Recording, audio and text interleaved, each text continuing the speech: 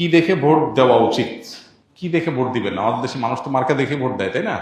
Vote দেওয়ার ক্ষেত্রে আমাদের লক্ষ্য করা উচিত কাকে ভোট দিলে এই লোকটা প্রার্থী হিসেবে যোগ্য এবং সৎ, তাকে ভোট দিলে সৎ এবং যোগ্য প্রার্থীকে ভোট দেওয়া হবে।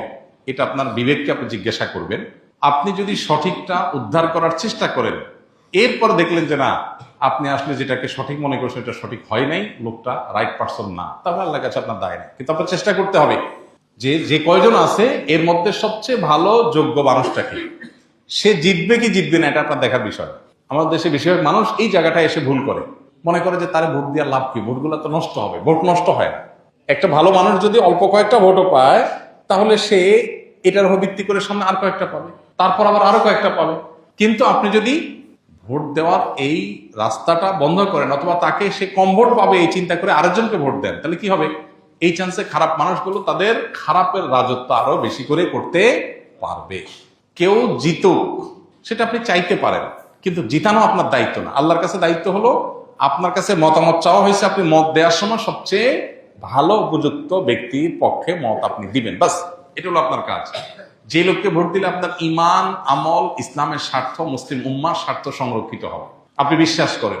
যাকে ভোট দিলে দেশের সার্বিক উন্নতি হবে, চুরি ডাকাতি হবে না, দুর্নীতি 2 নম্বরই হবে না, যে কারণে আমাদের দেশ পিছিয়ে আছে। পৃথিবীর বহু দেশের তলানিতে আমরা পড়ে আছি।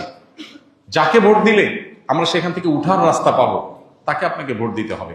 এক্ষেত্রে বায়াসনেসের ঊর্ধ্বে উঠা, এক্ষেত্রে আপনার গোষ্ঠীগত, বংশগত, পরিচয়গত, এই সমস্ত বিষয়গুলোর ঊর্ধ্বে উঠা, সামান্য একটু স্বার্থের জন্য, একটু টাকা পয়সার লোভে আমরা আজকাল অনেক সময় ভোট দিয়ে দিই, সেটা যেন না হয়। আল্লাহর কাছে অনেক বড় একটা জবাবদিহিতার জায়গা।